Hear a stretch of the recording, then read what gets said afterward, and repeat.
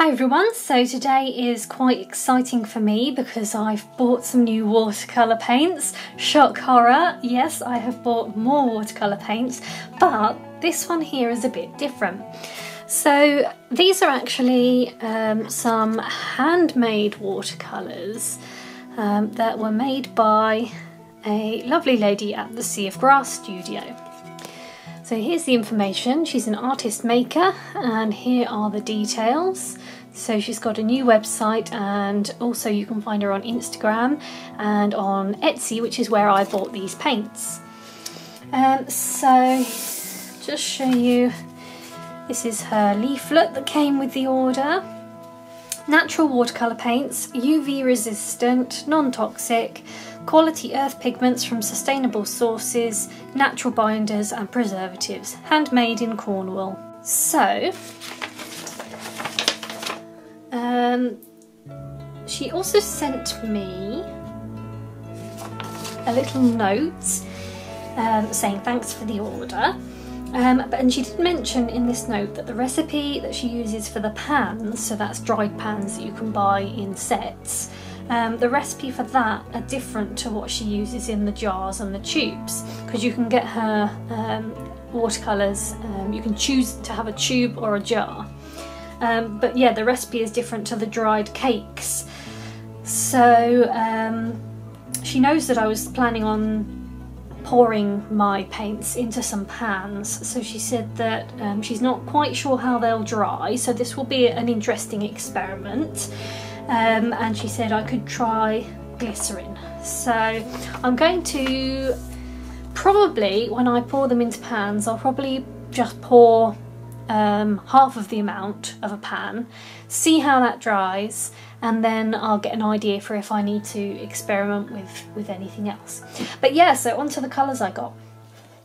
I ordered tubes because they come in 14mm tubes, which is great. I should be able to fill a pan about 3 times with a tube of that size.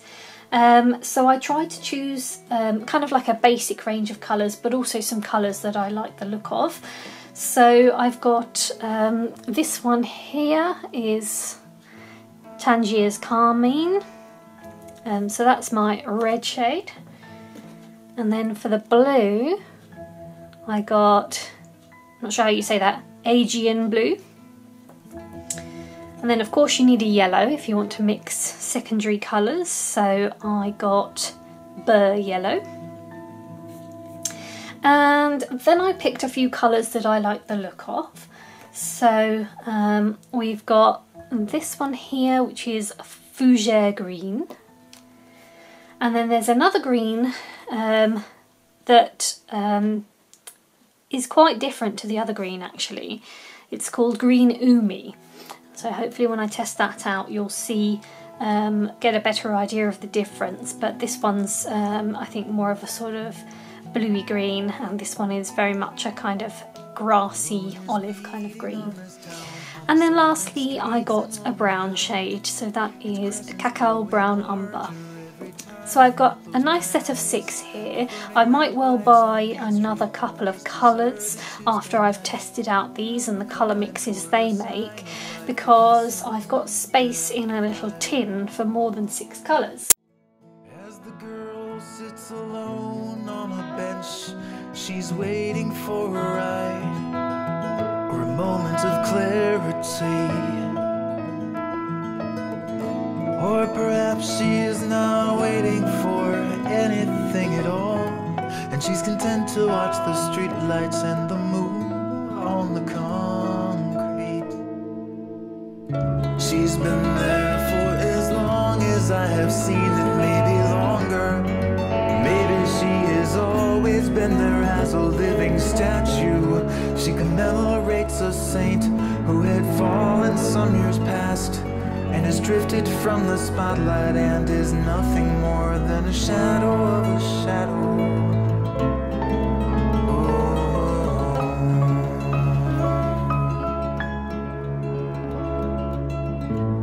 In her face it is carved with a purpose, and nobody knows her destiny, not even this girl who who sits all alone on the bench under the moon and the streetlights, and she stares at something in the distance, motionless.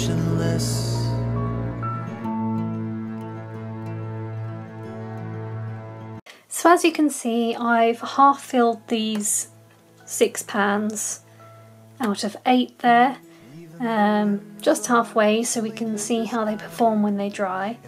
I've been swatching the colours and seeing what colours I can mix, and on the palette here they seem to be drying okay. So fingers crossed the paint that's in the pans will dry okay. Looking at the colours, they look very much like they did on the website on Etsy.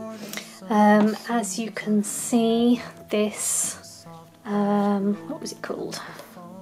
The green umi, as you can see, is very different from this blue. It's kind of like a bluey green, like an ocean green, which isn't so, it's kind of like a bluey green, a bit like an ocean green, and I believe that umi is sea in Japanese, so that's probably why that name was chosen. And it's very different to this green here, even though they don't look so different on the tubes, or perhaps they do in this light, but it definitely shows more on this white paper. You can see this is more of an earthy green, and then you've got this lovely brown and the yellow, and this nice vibrant blue and a lovely carmine. Now, I didn't really do my mixing very well. I was just adding colours to these swatches, so obviously I've made quite weak mixes here. I was just seeing how the red went into the yellow and so forth, but you can get an idea of the kind of colours you can mix. And then up the top here I did actually put down some of the mixes I made on the palette, so as you can see they're a lot more vibrant. Always best to do your mixing on the palette, but yeah, I was just a bit impatient when I was swatching these, and I was just having fun experimenting, so so far so good. I will be trying these out more and seeing how they perform when I use them as I would any other watercolours, so I will keep you informed. So I thought I'd give another update. It's been kind of over a week or so that I've had these paints in here now. I had the tin open at first. Let me zoom out a bit. I had the tin open at first and then I closed it. They have pretty much all dried. The yellow, as I said before, the yellow seemed to be the most liquidy one. I'm just going to hold this up on its side just to see if any of them are still running. The 2 greens are dry, then the blue and the red and the brown shade have some kind of oiliness looking to them, a little bit, but they are mostly dry. And the yellow looks like it's wet, but it's actually not running at all. It's staying where it is, but it's just shiny. So you definitely can pour the tube paints into here and dry them. That is fine. And let's have another little test on some different paper.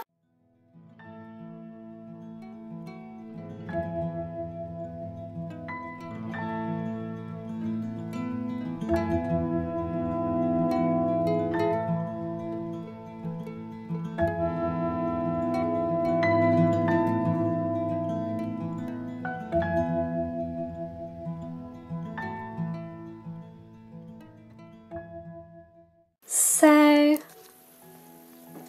you can make some lovely shades using the 6 colours that I have.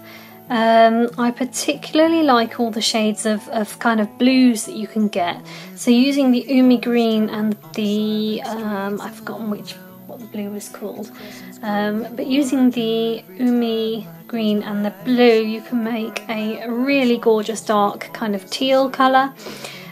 Using the blue with a bit of the red, you can get a lovely kind of dark petrol blue.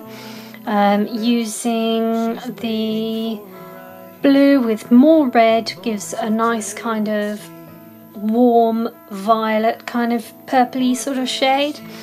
And then you get various greens when you combine the two different greens and the blue with yellow. You get some different greens. You get this one up here, this one, this one, this one. And this colour here was my attempt at making a kind of grey shade, but it's gone a very kind of greeny grey, which I really like. And for that I used the brown shade and the blue, and I really love that shade. So just from those 6 colours, as you can see here, it's still wet, so it's a bit wobbly, but I've managed to get a nice range of colours there. I'll leave the links in the video description to the Etsy site where I bought these, and I'll see you next time. Who sits all alone on the bench under the